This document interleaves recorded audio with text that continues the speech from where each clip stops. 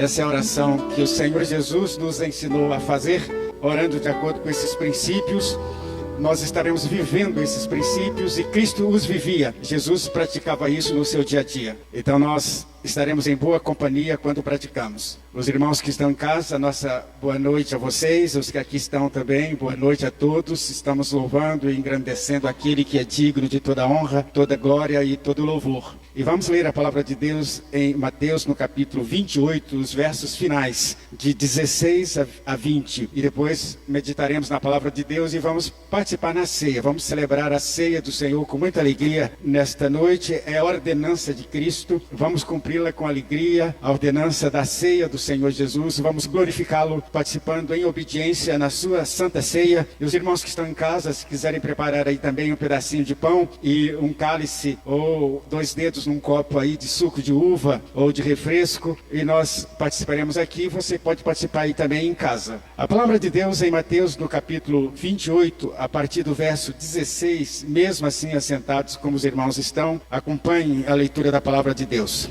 Seguiram os 11 discípulos para a Galileia, para o monte que Jesus lhes designara, e quando viram, o adoraram, mas alguns duvidaram. Jesus, aproximando-se, falou-lhes, dizendo: toda a autoridade me foi dada no céu e na terra. Ide, portanto, fazei discípulos de todas as nações, batizando-os em nome do Pai e do Filho e do Espírito Santo, ensinando-os a guardar todas as coisas que vos tenho ordenado, e eis que estou convosco todos os dias até a consumação dos séculos. Amém? Palavras maravilhosas do Senhor Jesus, palavras finais, instruções finais do Mestre, o Mestre dos Mestres. Jesus morreu na cruz em nosso lugar, cumprindo as profecias. Era mistério que o Messias viesse, padecesse, sofresse, levasse a culpa, a condenação nossa, e fosse a pena de morte no nosso lugar. E isso ocorreu literalmente na nossa história há 2000 anos atrás, mais ou menos. Cristo ressuscita como predissera, e predissera mais de uma vez, e agora Jesus vem aparecendo a várias pessoas, e agora Jesus aparece aos discípulos na Galileia. Seguiram os 11, porque Judas Iscariotes não era mais vivo, para a Galileia, para o monte que Jesus lhes designara para esse encontro glorioso. E quando viram, o adoraram, porque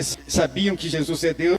Nós sabemos, e futuramente todos saberão e adorarão o Senhor. Mesmo os perdidos o adorarão um dia, prostrando diante dele. Mas alguns duvidaram. Irmãos, o Senhor Jesus hoje, ele está trabalhando ou não está trabalhando? Como está o Senhor Jesus Cristo hoje? Ele terminou toda a sua obra, voltou ao céu, assunto à glória dos céus, à direita de Deus Pai. Ele está lá descansando há séculos e séculos? Não, ele é rei, e o rei senta no trono é para governar. Ele está governando o universo. Jesus não está de férias, Jesus não está de licença, Jesus não está de isolamento social ou isolamento celestial, não está. Jesus não está com medo de nenhum mal, de nenhuma pandemia, não está. Nós sabemos que ele não enfrenta nenhuma fragilidade. Ele disse: é-me dado todo o poder no céu e na terra. Ele tem poder sobre tudo e todos. Ele realmente consumará a vitória completa na sua vinda, na sua segunda vinda à terra. Então Jesus deseja fazer discípulos, e Jesus vem fazendo discípulos. Eu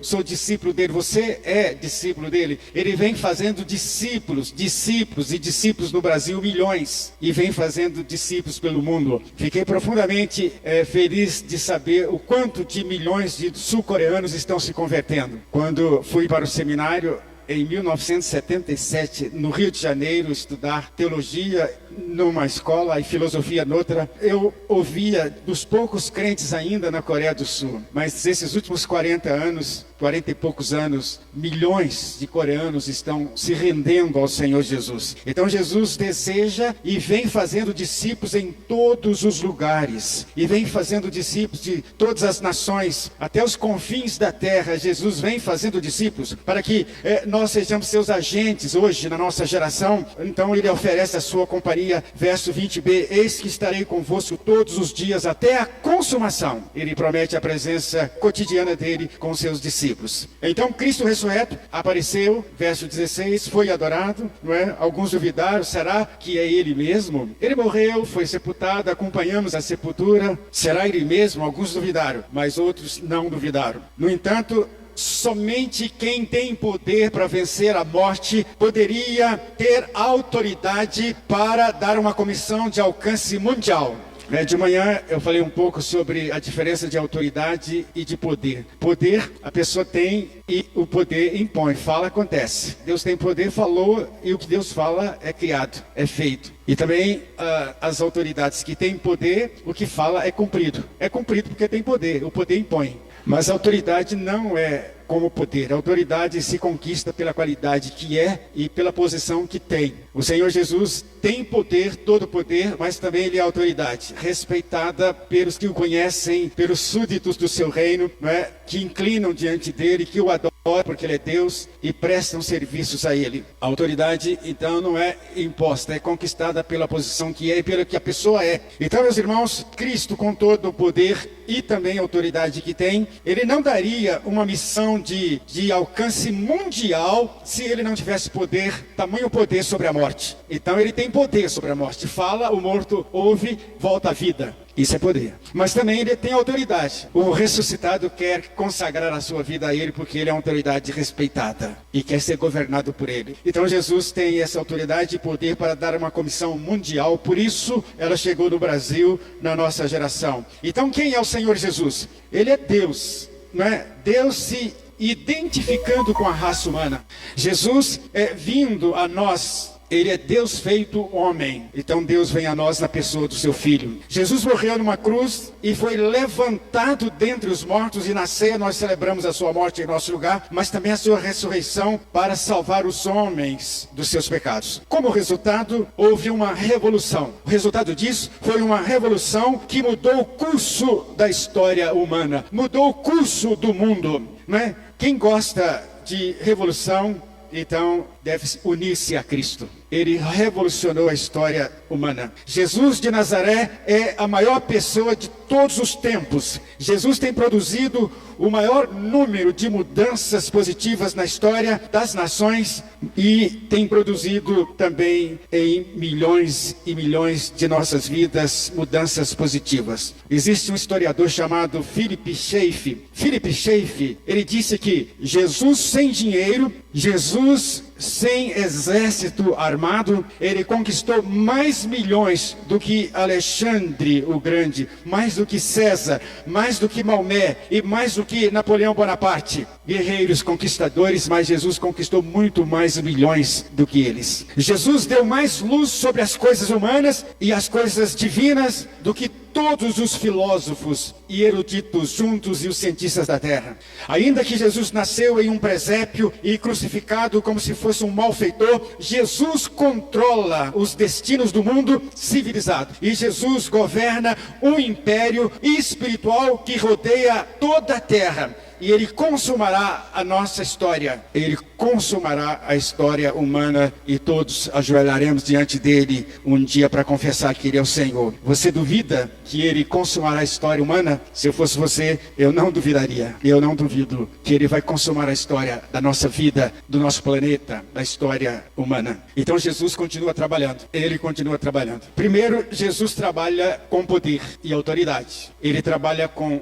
todo o poder. Ele disse, é-me dado todo o poder no céu e na terra. Ele tem todo o poder. Então agora ninguém mais vai cuspir nele, zombar dele, ninguém mais vai fazer o que fez, ninguém mais. Quando ele retornar, ninguém mais, porque o poder dele vai ser imposto e todo joelho vai dobrar de perdidos e salvos. Então Jesus tem todo o poder e ele trabalha com poder. Pense nisso, nós representamos Cristo e ele nos enviou com a sua autoridade e com o seu poder. Estamos seguros de que nós fomos enviados por ele para esta obra no mundo mundo inteiro. A sua promessa foi: eis que eu estarei convosco todos os dias, verso 20b. Me lembro lá de 1 João 4:4, aquela promessa maravilhosa: e aquele que está com vocês é maior do que aquele que está no mundo. Cristo com a gente é maior do que Satanás e os seus aliados, todos os seus aliados que governam e trabalham no reino das trevas em todo o mundo. Me lembro que no momento então eu estava cantando aquele cântico: ao orarmos, Senhor, vem encher-nos com o teu amor. Mas aí o Espírito Santo diz: mude a letra, mude a letra. Você está nesse momento de batalha forte, mude a letra. Aí eu fiz uma segunda estrofe: Senhor Jesus, enquanto eu oro e canto ao Senhor, reveste-me de autoridade para o diabo e todos os seus aliados eu vencer, para a glória do Senhor. Enche-me do teu Espírito e no poder sobrenatural dele eu triunfarei, para a glória do Senhor. Amém? Na hora que você sente a força maligna, você pode pedir revestimento espiritual de Cristo para vencer Satanás e todos os seus aliados, sejam seres espirituais, demônios, sejam pessoas que Satanás usa. Você pode pedir que Deus o revista de autoridade, e esse revestimento ele prometeu. Nós estamos apenas reivindicando o que ele prometeu. Esse estarei convosco, é-me dado toda a autoridade, e eu estarei com vocês nesta autoridade, e aquele que está com vocês é mais poderoso do que aquele que está no mundo. Então ele, pelo seu Espírito, tem todo o poder para mudar vidas e conduzir a história universal. Então Jesus trabalha com poder. Nossa missão é a missão de Cristo: libertar cativos sob o domínio de Satanás, levando-os a Cristo, porque Cristo os salva. Todas as coisas se submetem a Ele. Com tal segurança, não assustamos diante de tão grande missão, não assustamos diante dos fenômenos sobrenaturais que ocorrerem, ou fenômenos naturais não nos assustarão. Não assustamos com Cristo trabalhando conosco. Os discípulos, eles deveriam ir ao mundo e não esperar que o mundo viesse a eles, o que jamais ocorreria. Era para ir e não ficar. Então era uma missão para ir. Hoje sabemos que há essa limitação tremenda de ir pessoalmente, mas a palavra está indo através das ondas de rádio, televisão, internet. A palavra de Deus está indo longe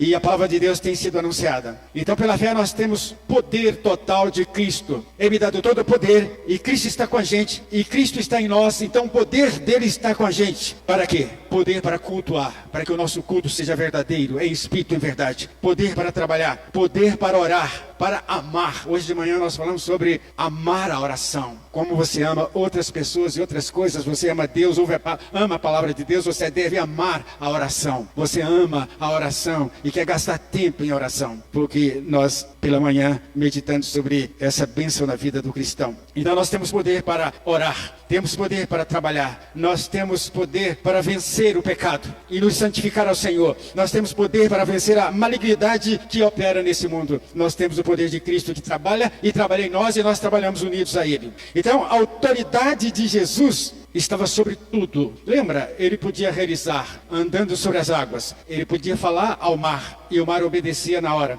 Ele podia falar a mortos que voltasse à vida. Ele podia perdoar pecados. Perdoados estão os teus pecados. Ele podia curar toda sorte de doenças. E ele podia expulsar possessões, até legiões, 6.000 demônios de uma vez. Ele tem poder sobre a morte e ele tem poder sobre Satanás e o inferno. Então nós sabemos que Cristo trabalha com poder e autoridade, e nós somos representantes legais de Jesus aqui da terra. Nós somos representantes dele. Nós temos recebido de sua ordem, do seu poder ilimitadamente, recebido do seu Espírito que nos conduz e nos conduz em triunfo. Mas em segundo lugar, Jesus trabalha com visão, não só com poder e autoridade, mas agora também com visão. Jesus queria que tivéssemos uma visão mundial. Vão pelas nações, ele usou no plural, vão pelas nações, preguem as boas novas de salvação em todas as nações, e vão batizando os que creem, os que se converterem, vão batizando e vão trazendo para a membresia da igreja, para a comunhão dos salvos, e ensinando a minha palavra, tudo que eu tenho ensinado, até a consumação dos séculos, até o fim. Vão fazendo isso, lembra? E Jesus disse, olha, quando o Espírito Santo vier, ele os fará lembrar do que eu tenho ensinado. Então de Mateus a Apocalipse nós temos ensinamentos que o Espírito Santo fez os escritores lembrarem e os inspirou a escreverem. Então Jesus nos deu deu uma visão mundial, como Deus a tem, de todos os continentes, de todos os países, de todas as famílias da terra. Gênesis 12:3. A nossa visão deve ser ampla, de todas as famílias da terra. Hoje são mais de 200 países, com mais de 7 bilhões de habitantes. Pessoas que têm o direito de ouvir falar de Jesus pelo menos uma vez. Uma vezinha pelo menos. Quantas vezes nós já ouvimos falar de Jesus, não é? Tem gente que não ouviu falar uma vez ainda.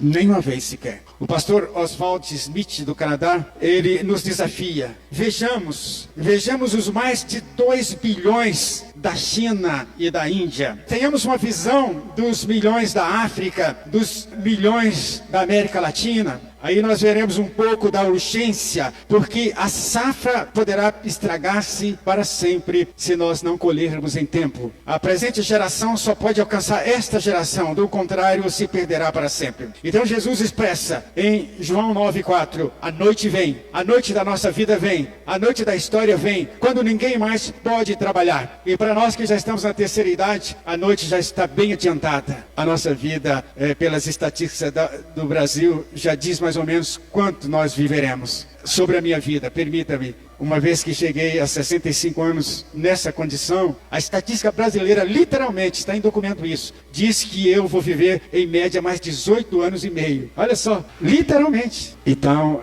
a noite já está bem adiantada para mim. E para outros que já passaram de 70 anos, está mais adiantada ainda. Os que passaram de 80 anos, mais ainda. A noite vem quando ninguém mais pode trabalhar. Então vejamos as dezenas de milhares de vidas perdidas nesta pandemia do novo coronavírus no Brasil, que já são mais de 31 mil pessoas, talvez hoje mais de 32 ou 33 mil. Só no Brasil e nas outras nações, almas perdidas, a maioria morrendo sem Cristo e sem salvação. Mais milhões morrendo de câncer, doenças do coração, não é? HIV e a tuberculose tem tratamento, mas ainda mata, violência, guerras e acidentes. Milhões por ano. Jesus tinha grande compaixão pelo sofrimento dos cegos, dos possessos, dos deformados fisicamente, dos famintos, dos enlutados. Será que nós estamos sentindo compaixão dos enlutados que estão perdendo seus queridos com essa pandemia? Jesus se comovia diante da dor e da confusão das pessoas. Ao contrário dos líderes, que muitas vezes nem estavam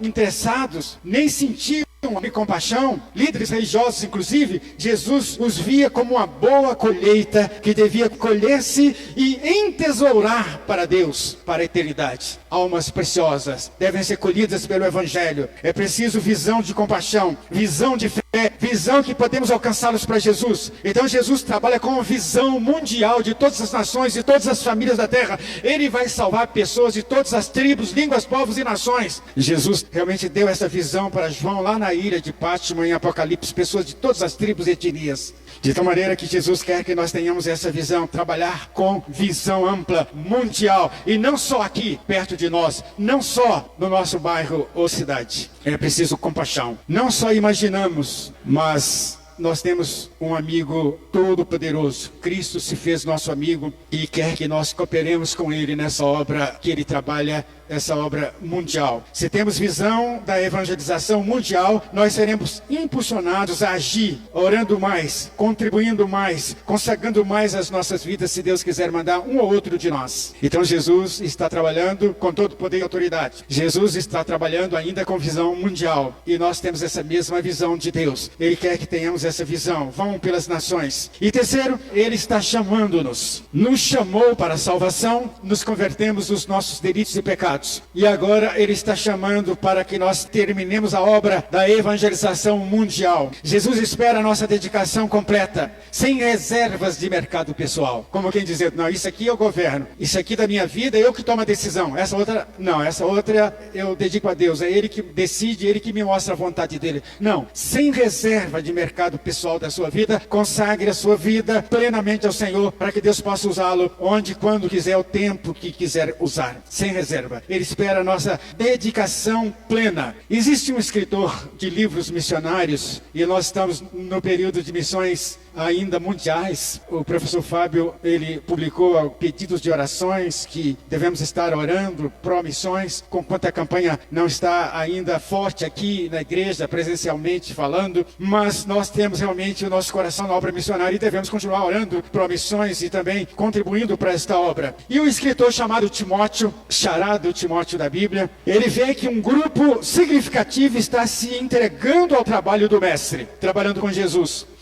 Ele diz que muitos outros estão fazendo o mínimo, muitos crentes estão fazendo o mínimo, pois pensam que esta é missão exclusiva dos ministros do Evangelho, dos pastores e missionários. E ele continua dizendo que um número maior ainda está omitindo, não ora, não contribui e não evangeliza, não consagra a sua vida. A Bíblia nos diz que Jesus apareceu ressurreto aqui no nosso texto, aos 11. Uns creram, outros duvidaram. No monte designado, ele aparece a cerca de 500 irmãos. O apóstolo Paulo fala isso em 1 Coríntios, no capítulo 15, que Jesus foi assunto aos céus, mais ou menos 40 dias depois de que começou a aparecer ressurreto, com quase 500 irmãos lá no monte da ascensão ao céu. Eles ouviram as últimas instruções, mas nem todos atenderam. E a prova disso está lá em Atos, no capítulo 2. 8 dias depois, quando Jesus foi assunto aos céus e a glória de Deus o cobriu nas nuvens, 8 dias depois ele deu ordem para que estivessem os 500 lá em Jerusalém aguardando a descida do Espírito Santo. Só tinham 120. De 500, quase 500, só tinham 120 lá. Aonde estavam os outros? Os outros, mais de 300. Estavam aonde? Mais de 350. Aonde que estavam? Naquele dia maravilhoso da descida do Espírito Santo em cumprimento da promessa. Eles ouviram, mas não atenderam. Nem mesmo 30% que ouviram as últimas instruções de Cristo, nem 30% estavam presentes 8 dias depois lá em Jerusalém. E não receberam a promessa do revestimento do Espírito Santo. Mas os que receberam começaram a frutificar. E a mensagem do Senhor Jesus começou a ser pregada no poder do Espírito Santo. E milhares começaram a se converter. Quase 3.000, depois quase 5.000. E assim o Evangelho cresceu. Espalhou-se pelo Império Romano. Espalhou sobre os nossos antepassados latinos. E vem espalhando pelo mundo, aos milhões hoje. O que nós podemos concluir? Hoje o Evangelho está em todos os continentes da Terra. O Evangelho hoje está praticamente em todas as nações, mas precisa crescer mais. Se Cristo lhe chama, obedeça. Não é? Do contrário, você não será feliz em outra profissão. Se Cristo lhe chama, você não será realizado, qualquer que seja a outra profissão. Não será plenamente realizado. Então, se Cristo lhe chama, consagre a sua vida à obra do Mestre. Alguns integralmente, outros parcialmente. E outros, mesmo noutra profissão, você pode ser uma viva voz de Deus lá. Não há felicidade maior do que servir a Cristo ressurreto. O Cristo que nós celebramos a sua ceia em memória dele. O que eu disse para um jovem, e eu já conversei com centenas de vocacionados, e venho lecionando em seminários há uns 35 anos, em muitos seminários, para muitos. Um deles voltou para conversar comigo no gabinete, contando a sua experiência, como é que Deus estava falando no seu coração para ele consagrar-se à obra do Mestre. Mas ele disse, não, mas eu quero fazer outro curso superior, eu quero fazer isso e isso primeiro, para depois seguir o Mestre. E se você não viver o bastante para fazer outros cursos superiores e outras profissões antes de seguir o Mestre? Ele chama alguns para tempo integral. Então você precisa ter certeza de que Deus o chama para tempo integral na obra dele ou não. No ministério da palavra, no ministério missionário ou não. Aí ele pensou um pouquinho, vou ou não vou ao seminário ou não vou. E foi. E hoje ele está na obra do Mestre, amém? Mas estava relutante com a chamada do Mestre. No dia que Deus me chamou, eu tinha 19 anos, um pouco antes de ir para o seminário. Deus me chamou num culto de domingo pela manhã, na primeira igreja batista de Belo Horizonte. O Espírito Santo falava tão forte aqui dentro que o suor corria. Estava frio, o tempo estava assim, tranquilo. Eu estava com a beca do coral, eu era corista no coro da primeira igreja batista. De fato, o Espírito Santo foi falando, eu fui sentindo aquele calor no Senhor. Eu nunca tive uma experiência dessa. Eu estou chamando. Está ouvindo aí as experiências missionárias do pastor missionário contando? Está ouvindo agora o apelo da chamada para a obra do Senhor, a obra do trabalho de Cristo? Então, eu estou chamando. E aí eu precisei, pela segunda vez, tomar uma decisão. A primeira, anos antes, aceitando a Cristo como Senhor e Salvador. E agora, aceitando uma chamada divina para um ministério da palavra do Senhor. E veja que isso ocorreu morreu há uns 48 anos atrás, quase meio século. E aí consagrei a minha vida, senti o Senhor me chamando, eu quero ser mais útil. Essa é uma obra altíssima, importantíssima. Eu sei que uma alma vale demais para o Senhor e para nós, e eu quero ajudar a evangelizar. Mas eu fiquei assim 6 meses, Senhor, mas o pastor fazendo o apelo, ele dizia assim, olha, mesmo que você não sente que seja para tempo integral na obra do mestre, seja lecionando num seminário, seja missionário no campo ou como pastor, mas você sente que Deus ama nesse culto para ser mais útil, falar mais de Cristo. Quem sabe você vai ser engenheiro, ou vai ser professor, ou outro profissional, mas lá você sabe que o Espírito Santo vai usá-lo. Consagre a sua vida também. O apelo foi mais amplo assim. Aí eu fiquei, Senhor, quem sabe o Senhor me chamou e eu vou ser engenheiro, vou ajudar a construir prédios aqui em Belo Horizonte, vou ganhar dinheiro, vou fazer uma banda aí profissional com o melhor som, e nós vamos sair por aí evangelizando, tocando, e eu vou trabalhar como engenheiro. Mas Deus me deu sustos tremendos naqueles 6 meses para dizer, não, eu não quero que você vá seguir outra profissão, não. Eu só tive paz quando eu escrevi para o seminário, buscando os documentos para me matricular. 6 meses de luta, e Deus fez gente desmaiar do meu lado e quase morrer para eu socorrer. Trabalhando, uma pessoa cai do meu lado, quase morre desmaiada. Eu não sabia o que fazer. Chamei outros para ajudar a socorrer. Eu disse, está bem, Senhor, então eu vou para o seminário.